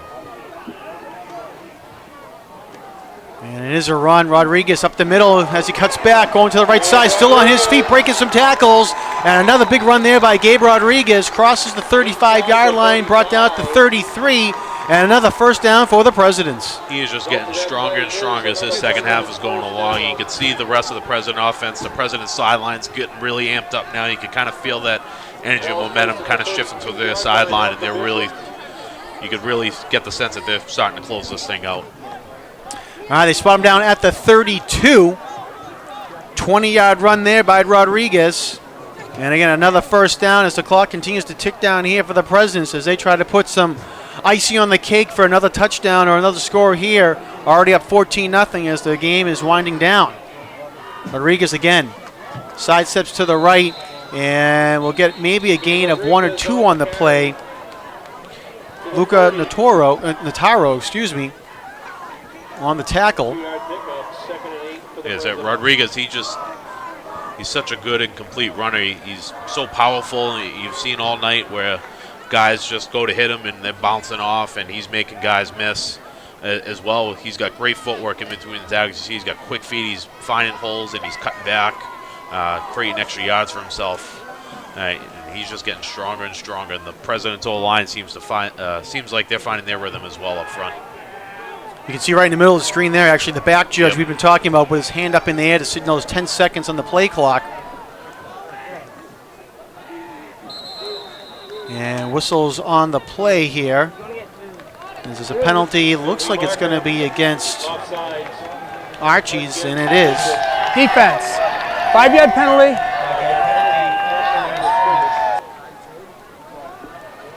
Yeah, Archie's is pleading there, but I think they jumped on that motion. The Andrew Novak doing a good job controlling the clock here. The Quincy High coach is doing a good job making sure that they use as much time as possible. I wouldn't be surprised now that we're getting towards 2 minutes where if they're not going to motion, they might wait for the back judge to signal 5 seconds just to kind of even use more clock.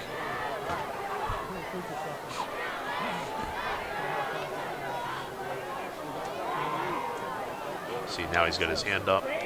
Rodriguez on the carry over to the left side. He's got lots of room, John. And it bounces to the outside. He's going to go all the way in for the touchdown. Gabe Rodriguez, his 3rd touchdown of the night. And that's going to seal the deal for the Presidents as they now lead 20-0. Great drive there by the Presidents to put that into the end zone. Great job by the Presidents, Sean, like you said. They faced a lot of adversity on that drive, too. They moved the ball a little bit. Martinez had a great jet sweep play early on, and then they got backed up between a unsportsmanlike and then a couple of self-inflicted penalties, getting the 2nd and a mile, but they made a couple big plays converted, and then they really put their foot down and punched it into the end zone. That's exactly how you close out a game. All right, Presidents line up for the extra point. Kick is up, and it is good. Helena Middleton with the extra point for the Presidents, and they now lead 21-0. Great job, and the offense has really gotten on track in the second half. The defense has come alive in the second half as well. They've really been flying around. They've really limited the quarterback running around for Archie's. They've limited any big plays down the field. It's been a couple of mistakes here and there, but pretty solid all-around performance for Quincy High.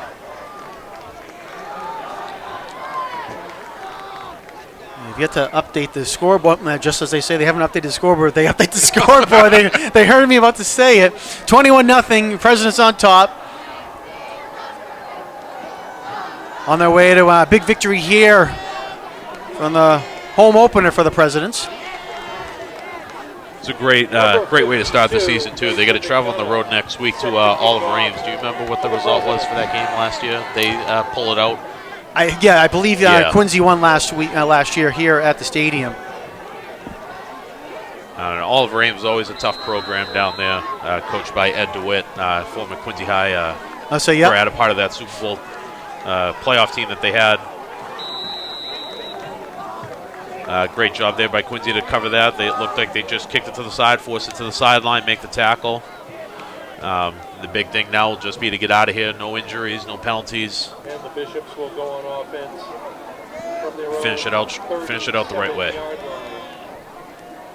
Correction, 38. They're going to mark the ball at the 38-yard line.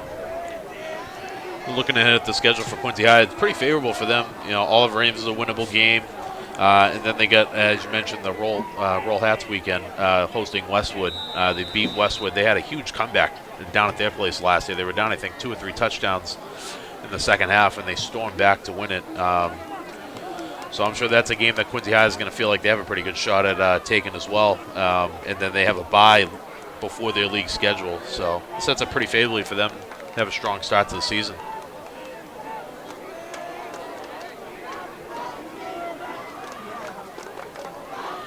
Archie's going to go with their spread formation here. Got away with the false start. And let's see, they're going to spot the ball after the completed pass up to the 50-yard line. Number 3. It was Charlie Connors. And they're going to wind the clock now that the change is set, so Quincy High won't complain about that too much. The clock's still running. They're just going to keep the ball in front of them. I'm sure they're very anxious, very excited to try and keep that scoreboard at 0. It's always a big difference when you can keep a shutout,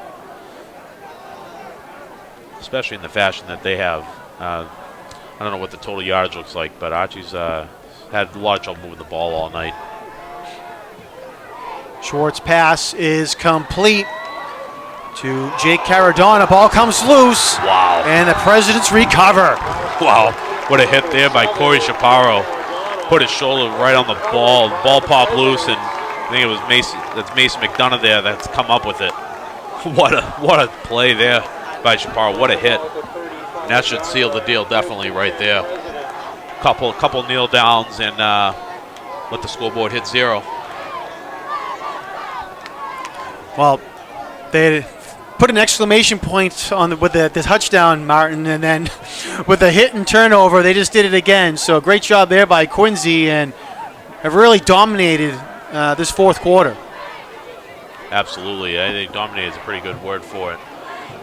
Some of the guys that were kind of cramping up or hurt in the first half have come back. They've made tons of big plays in the second half. Quincy has gotten plays from a host of individuals. Gabe Rodriguez stands out kind of statistically for his 3 touchdowns, but some of the linemen up front we talked about all night. Sean Kozlowski, Brandon Toomer, Luke Murphy, some of those guys up front as well have had huge games, really contributed. And the Presidents are in victory formation here. Presidents lining up and just waiting for... See, sometimes the officials, depending if they know the situation, they might only have to take 1 knee here. Should be 2, but sometimes they might just let the clock run out and just kind of get out of here.